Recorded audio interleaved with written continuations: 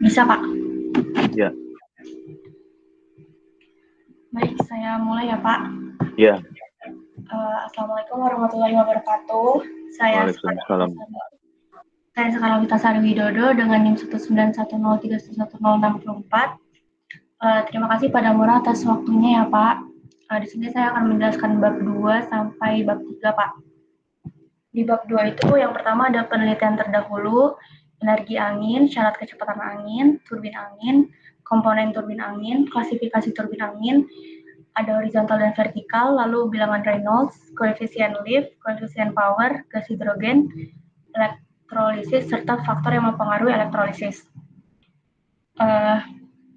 Pertama, itu ada penelitian terdahulu. Pada penelitian sebelumnya yang dilakukan oleh Faruk Said, di mana membandingkan antara FAWT 3 blades dengan HAWT yang berkapasitas 2-6 MW. Nah, dari hasil perbandingannya itu didapatkan bahwa FAWT ini menghasilkan CP rata-rata 41% lebih tinggi dibandingkan dengan HAWT. Sedangkan pada kecepatan angin terukur 15% lebih rendah dibandingkan dengan HAWT dengan peringkat atau kapasitas serupa. Nah, selain itu rata-rata hasil ARP atau produksi hasil tahunan dari para FAWT setidaknya 13%, 19%, dan 17% lebih tinggi dari rata-rata HAWT. Dengan tingkat 2 MW, 4 MW, dan 6 MW yang sama-sama untuk kecepatan angin rata-rata di ketinggian jarak antara tanah hingga pusat blade turbin. Lalu setelah itu ada energi angin. Nah, energi angin ini merupakan gerakan udara secara horizontal atau gerakan udara yang sejajar dengan permukaan bumi. Dilihat dari gambar 2.2 ini, angin darat itu terjadi ketika pada malam hari energi panas yang diserap permukaan bumi sepanjang hari akan dilepaskan lebih cepat oleh daratan. Sementara itu kalau di lautan energi panas sedang dalam proses dilepas ke udara. Nah, gerakan konveksi tersebut menyebabkan udara dingin dari daratan bergerak menggantikan udara yang naik di lautan sehingga terjadi aliran udara dari darat ke laut.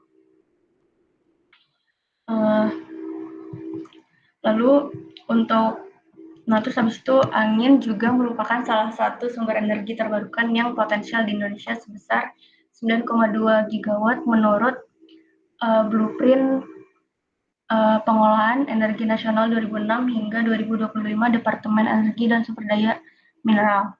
Nah, alat yang digunakan untuk memanfaatkan energi angin itu turbin angin, yang dapat mengkonversi energi angin menjadi bentuk energi mekanik dan dengan generator dapat dihasilkan energi listrik.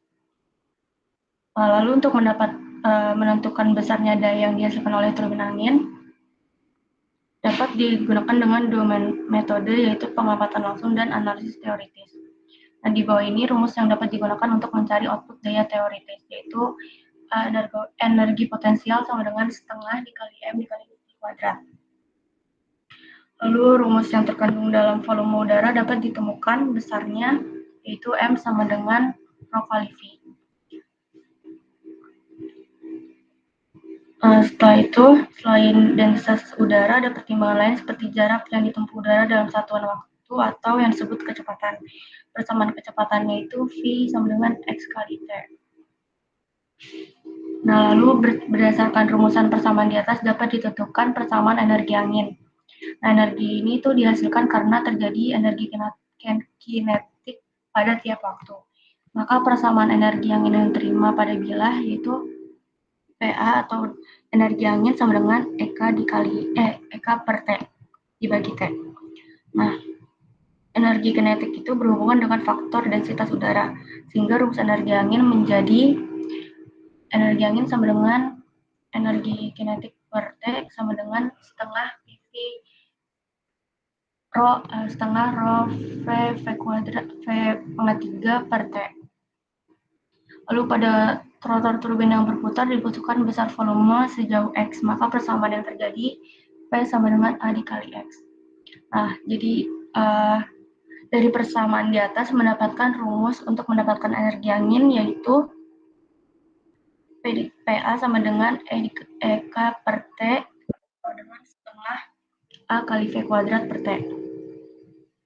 Jadi persamaan akhirnya itu energi angin sama dengan setengah rho kali A kali V pangkat 3. Lalu ada syarat kecepatan angin dengan menggunakan skala Beaufort.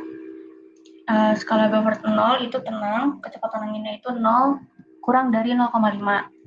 Lalu skala 1 itu sedikit tenang 0,5 hingga 1,5. Skala 2 sedikit hembusan angin 1,6 hingga 3,3 meter per second. Lalu skala 3 itu hembusan angin pelan 3,4 hingga 5,5 meter per second. Skala Beaufort 4 hembusan angin sedang 5,5 hingga 7,9 meter per second. Skala 5 hembusan angin sejuk 8 hingga 10,7 meter per second. Skala 6 hembusan angin kuat 10,8 hingga 13,8 meter per second. Skala 7 mendekati kencang 13,9 hingga 17,1 meter per second. Lalu skala 8 kencang 17,2 hingga 20,7. Skala 9 kencang sekali 20,8 hingga 24,4 meter per second. Skala 10 badai 24,5 hingga 28,4 meter per second. 11 itu badai dahsyat yaitu 28,5 hingga 32,6. Lalu skala 12 itu badai topan yaitu lebih dari 32,7 meter per second. Selanjutnya itu ada turbin angin. Turbin angin itu merupakan alat yang berguna sebagai pemutar generator listrik dan menghasilkan energi listrik. Turbin angin mengubah energi angin menjadi energi listrik dengan cara memperlambat kecepatan angin. Pada saat kecepatan angin kurang besar dan ketika kecepatan rotor melebihi kapasitas, maka tidak ada daya yang dihasilkan. Sederhananya, prinsip operasi turbin angin adalah menggunakan energi kinetik angin menjadi aliran massa yang mengenai sudu atau rotor turbin. Lalu komponen turbin angin itu, yang pertama itu ada rotor, ada gearbox, generator, kontrol dan sistem proteksi, tower, dan fondasi. Lalu ada klasifikasi turbin angin. Jadi turbin angin itu dapat digolongkan berdasarkan prinsip aerodinamik yang bekerja pada rotornya. Dan berdasarkan prinsip aerodinamik, turbin angin dibagi menjadi dua bagian, yaitu jenis drag yang memiliki putaran rotor relatif lebih rendah, dan jenis lift memiliki putaran rotor lebih tinggi dibandingkan tipe drag. Nah, kedua prinsip aerodinamik yang dimanfaatkan turbin angin ini memiliki beberapa perbedaan pada putaran rotornya. Yaitu yang pertama itu ada horizontal axis wind turbine, lalu yang kedua ada vertical axis wind turbine. Nah, horizontal axis wind turbine itu mempunyai poros rotor utama dan generator listrik di puncak menara. Turbinnya itu berukuran kecil diarahkan oleh sebuah baling-baling angin yang sederhana. Sedangkan turbin berukuran besar pada umumnya menggunakan sebuah sensor angin yang digandingkan ke sebuah servo motor.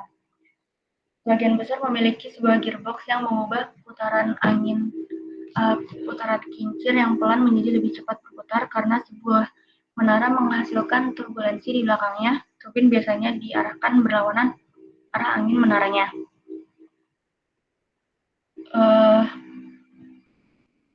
Lalu yang kedua ada vertical axis wind turbine.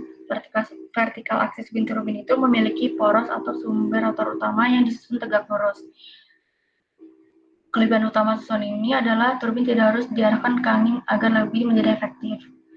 Nah, kelebihan ini sangat berguna di tempat-tempat yang arah anginnya sangat bervariasi.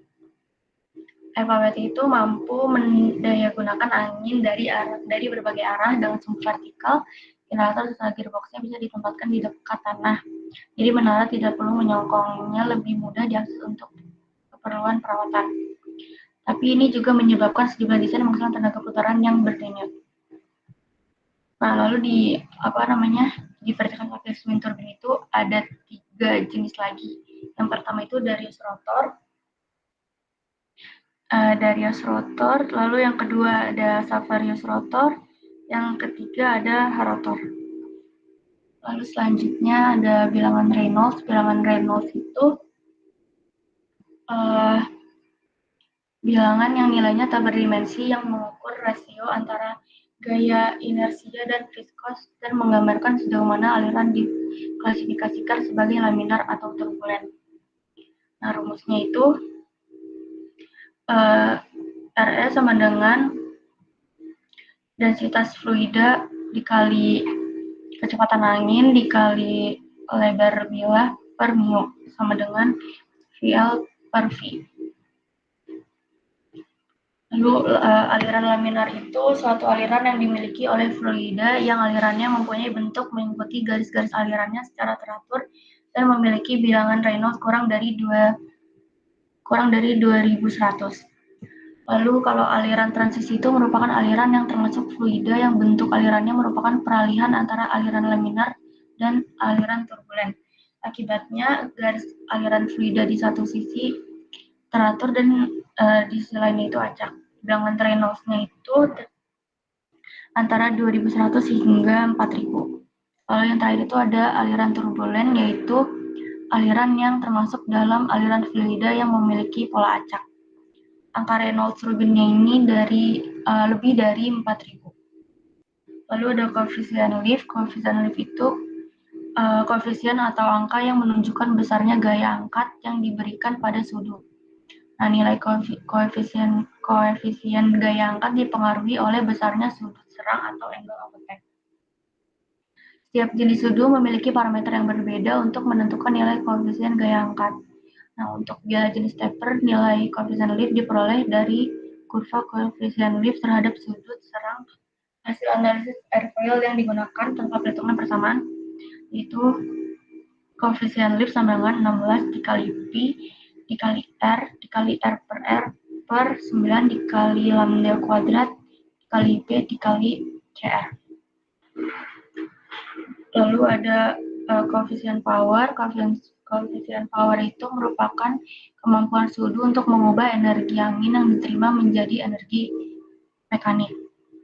Nilai efisiensi daya sudu rotor turbin angin digambarkan atau direpresentasikan oleh koefisien power. Untuk persamaannya itu koefisien power sama dengan 2pi per 60 dikali N dikali T per setengah dikali Rho dikali A dikali V/3.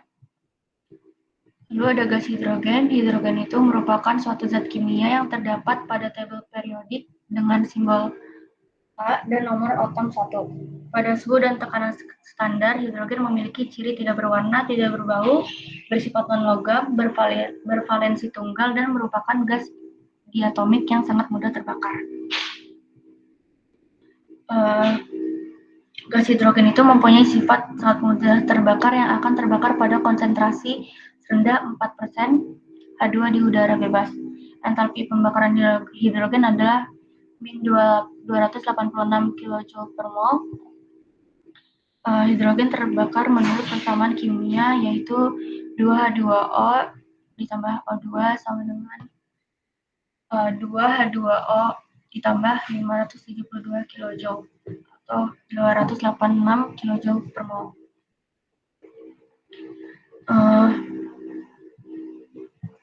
Persamaan ini merupakan persamaan saat terjadinya reaksi pembakaran sempurna, di mana molekul hidrogen dan oksigen tersebut terbakar menjadi H2O dan tanpa menghasilkan zat polutan seperti CO2.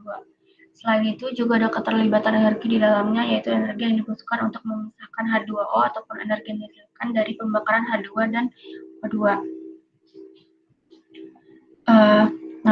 Untuk membuat gas hidrogen itu ada beberapa metode. Yang pertama itu stream reforming, gasifikasi biomasa, gasifikasi batubara, dan elektrolisis air. Nah, dari keempat metode ini, yang paling sederhana untuk diterapkan itu elektrolisis air. Di sini elektrolisis itu merupakan proses kimia yang mengubah energi listrik menjadi energi kimia, yaitu menguraikan molekul air H2O menjadi hidrogen H2 dan oksigen O2. Dengan elektrolisis berlangsung ketika dua buah elektroda ditempatkan dalam air dan arus arah dilewatkan di antara dua elektroda tersebut. Gas hidrogen dan oksigen yang dihasilkan dari reaksi ini membentuk gelembung pada elektroda dan dapat dikumpulkan. Jadi pada proses elektrolisis ini, pada anoda dua molekul air lain terurai menjadi O2, melepas 4 ion H+, serta mengalirkan elektroda ke katoda. Sedangkan pada katoda, dua molekul air bereaksi dengan menangkap dua elektron, tereduksi menjadi H2 dan OH-. Jadi ion H+ dan OH- akan terbentuk kembali menjadi beberapa molekul air karena netralisasi. Jadi proses elektrolisis ini akan menghasilkan hidrogen. Nah, faktor-faktor yang mempengaruhi elektrolisis itu, yang pertama itu ada penggunaan katalisator, yang kedua luas permukaan tercelup, yang ketiga konsentrasi reaksi, yang keempat besar tegangan eksternal. Mungkin bab 2-nya sampai situ dulu, Pak. Lalu saya akan menjelaskan ke bab 3. Bab 3 itu metodologi penelitian. Tempat dan waktu penelitian ini itu dilakukan di wilayah Pabean Undik Indramayu, Jawa Barat, dan untuk penelitiannya dilakukan pada bulan Agustus hingga November 2022. Nah, variabel bebas pada penelitian ini yaitu kecepatan angin dan RPM. Variabel terikatnya itu meliputi output daya dan gas hidrogen. Lalu ada identifikasi masalah. Pada penelitian ini itu difokuskan pada rumusan masalah yang akan dibahas mengenai analisis perbandingan daya output horizontal axis wind turbine dengan vertical axis wind turbine yang memiliki kapasitas 500 watt, 12 volt, dan 5 blade. Dengan uji perbandingan performansi dari kedua turbin yang akan dipasang, diharap bisa membedakan mana pola yang lebih efisiensi untuk digunakan sebagai sumber listrik dan untuk pembuatan gas hidrogen melalui proses elektrolisis. Jadi di antara kedua turbin ini, mana yang lebih efisiensi, maka akan digunakan sebagai pembuatan gas hidrogen. Lalu ada studi literatur, proses setelah identifikasi masalah, pola yang mencari informasi terkait penelitian yang berfungsi untuk menyelesaikan penelitian ini.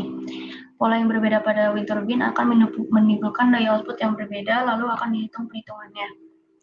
Langkah-langkah yang dilakukan pada proses ini meliputi pengumpulan data penelitian terdahulu yang memiliki keterkaitan dengan penelitian ini adalah wind turbine, gas hidrogen, elektrolisis, dan paper tugas akhir ataupun intern.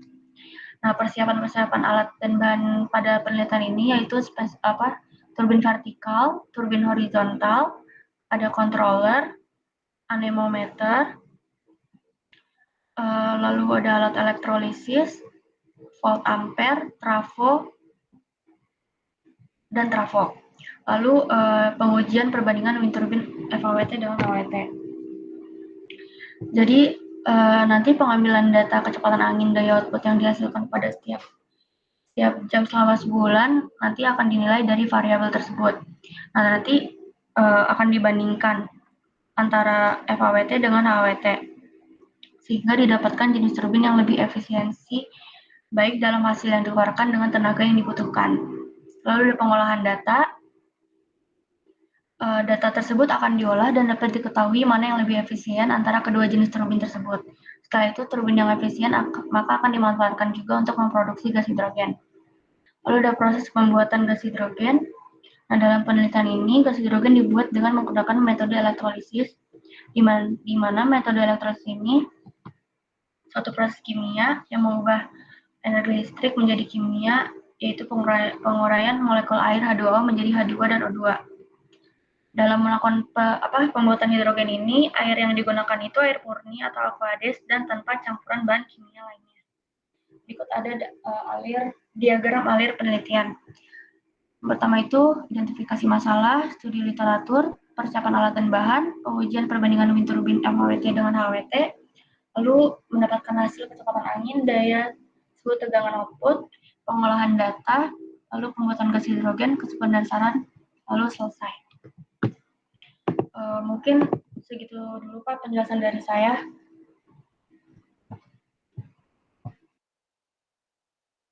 Iya, untuk tadi banyak persamaan ya, yang di atas tadi ada tinjauan pustaka.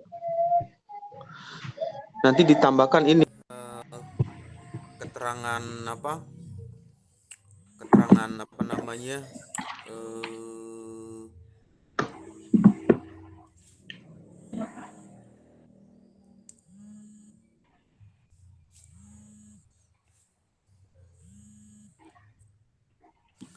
keterangan apa namanya? Suaranya bisa jelas terdengar ya? Jelas, Pak. Nanti ditambahkan ini, ditambahkan eh, keterangan dari rumus-rumusnya. Bisa masuk ke rumusnya tadi nggak di share screen-nya?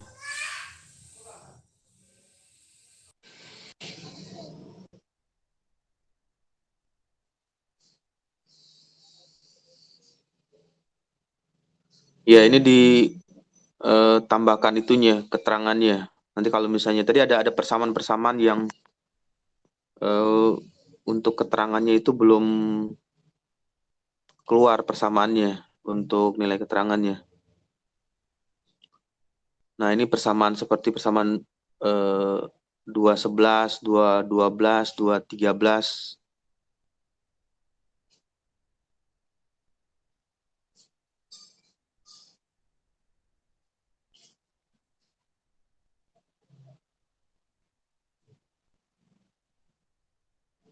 Baik, Pak. Maaf tadi mic-nya belum terbuka, Pak. Ya, nanti dilengkapi itu untuk penulisannya. Siap, Pak.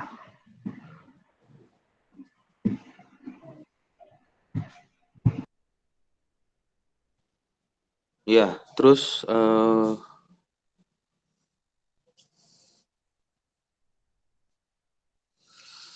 yang berikutnya apa? Share screen-nya.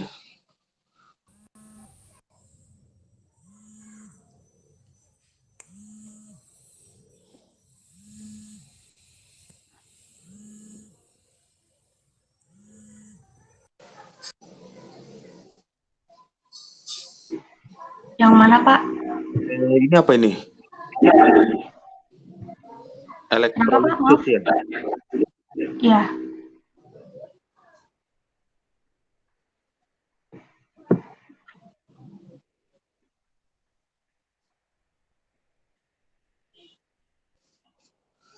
Ya, untuk proses elektrolisisnya ini ada persamaan nggak? Ada persamaan rumus kimianya? Eh, persamaan kimianya kayaknya ini deh, Pak. Ini, di gas hidrogen ini.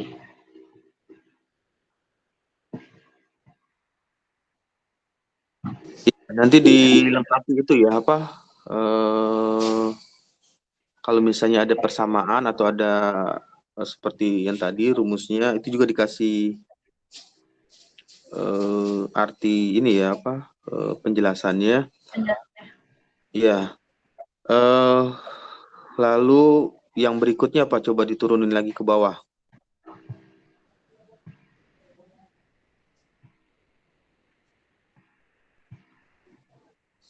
Terus di scroll lagi ke bawah.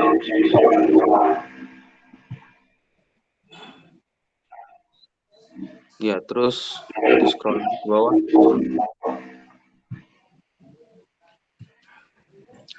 Terus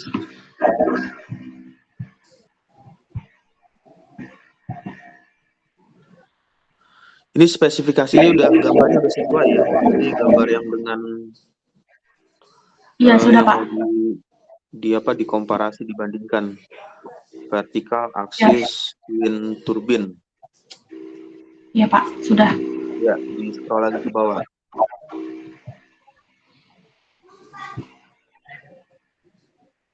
Itu wind turbinnya mirip atau gimana yang satunya? Iya, Pak, ini saya apa namanya? Fotonya miring sih, Pak. Harusnya nggak usah ya, Pak, yang ini. Ya, nggak usah aja, nanti bisa jadi pertanyaan nanti wind turbinnya kenapa miring gitunya. Oke, Apa Pak, baik, Pak. untuk itunya. Oke, Ya, Pak. terus atau kalau misalnya mau itu diatur aja, diatur supaya apa berdirinya itu. Baik, Pak. Ya, terus kontrolernya. Ya, oke, untuk sementara itu dulu apa namanya komentar masukannya. Nanti tiap-tiap ini coba dipelajari ya, seperti bagaimana cara kerja dari controller, anemometer, kemudian alat ukur dan lain sebagainya yang digunakan di pengukuran untuk turbin anginnya. Oke, Baik, Pak. Untuk sementara itu Pak, dulu bisa. Kenapa? saya mau izin bertanya, Pak. Untuk tiangnya itu jadinya 6 meter atau 7 meter ya, Pak? Kalau kemarin itu yang dipasang sama tukangnya itu dia bilangnya 6 meter. Karena kan dia ngebawanya dari Jakarta. Dari Ya. Jakarta itu kan 6 meter itu dipotong dua. Jadi dipotong dua, yang satunya jadi dua 3 meter. Nah, karena kalau misalnya membawanya itu lebih, dibilangnya kalau lebih dari 3 meter. 3 meteran itu di jalan tol kan dia masuknya lewat jalan tol. Itu Ya. dari polisi. Jadi akhirnya dia potong menjadi 3 meter ya. Ini 3 meter. Berapa tingginya? 6 meter jadinya.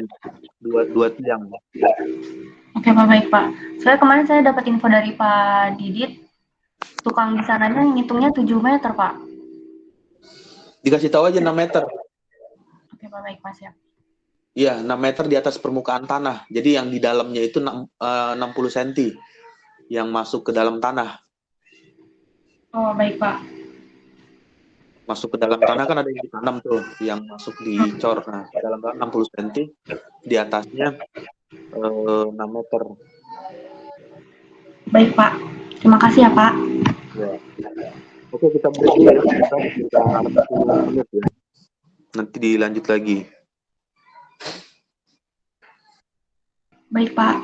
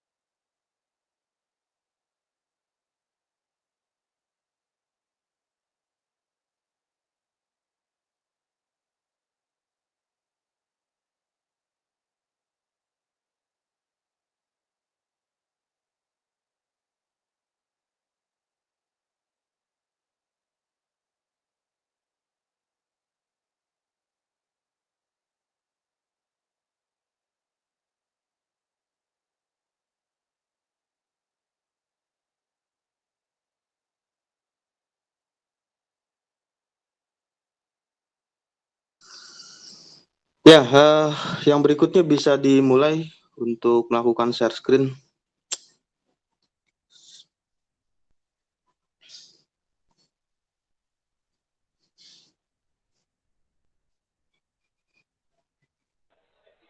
Tes apa